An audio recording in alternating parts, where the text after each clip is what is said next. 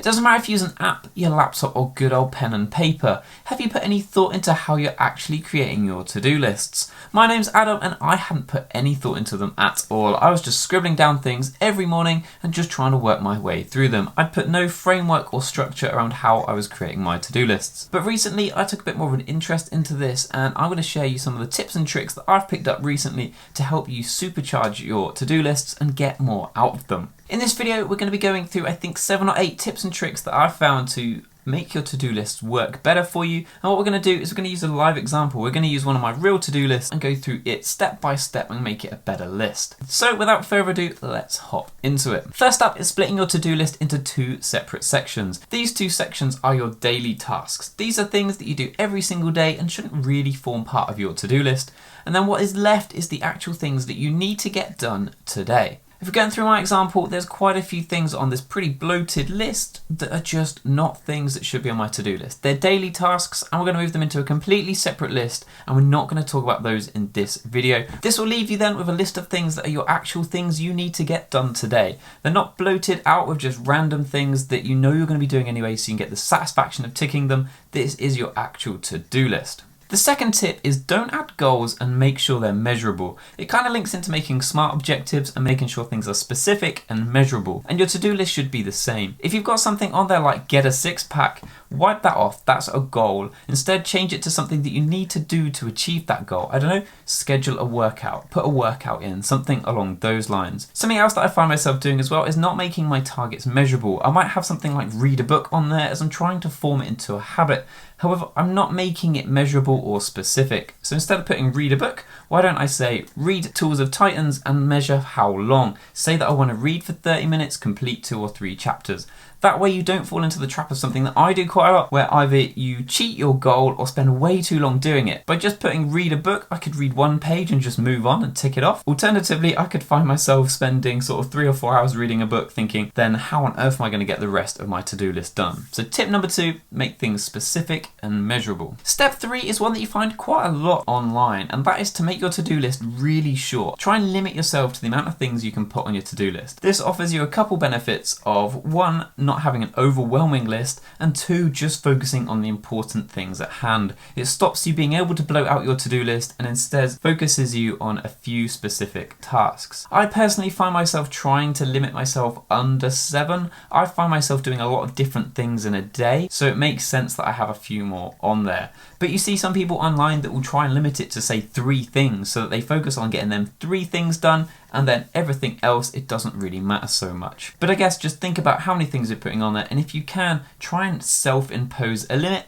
Try something quite high and then slowly shrink it down until you get to the point where you think it works for you. Tip number 4, and it's something that I find myself doing and links to the previous one. If you are really struggling to narrow down your list because you do have lots of individual tasks that need doing, is to prioritize them. Pick out the big tasks and make sure you start your day when you're fresh doing some of those big tasks. Don't do them in an order where you tick off loads of things off your to-do list first, because it's lots of little meaningless tasks, and then you get to the big ones at the end of your day and realize they still need doing. Get straight into the deep end and start with one of the big tasks. Step number 5, and it should be pretty obvious, but again I find myself doing this, that is to make your to-do list really obvious and visible. It's really easy to write a to-do list in like a notepad and just shut the notepad and hide the notepad away, when really then it's not there so that you can check up on it. Try and make it really visible. Can you put it on your desk? This way you can quickly look back and make sure you're on track with your to-do list and not lingering too long on different tasks. Next step is step number 6, and this is what I call my to-do list garden. I also do this with YouTube videos. Every time I get a really good idea for a video, rather than thinking to myself, I'll write that down later, write it down right that second. Applying that to work and my to-do list, as soon as I realise that there's something that needs doing, I will write it down in a big list of things that need doing, even if it doesn't make it to my to-do list. So if I remember something needs doing next week, get it written down. That way in the morning when you're creating your to-do list, you already have a reference of all of the things that need doing, and you can pick out the ones you want. It can save an awful lot of time the next day when you're creating your to-do list, and it can also mean that things just don't go forgotten. Tip number 7 is if you have some very big tasks to do in a day, is to try and break them down into sections. For example, for myself, if I write something like make a YouTube video on my to-do list, that'll probably take up my entire day. It's really hard for me then to keep progress with where I am and kind of track how I'm doing. So instead, I might take my make a YouTube video and split it into 4 or 5 different steps so that I break it down and I can keep track of where I'm at. Step number 8, and by far the most important step, is to review your to-do list at the end of the day.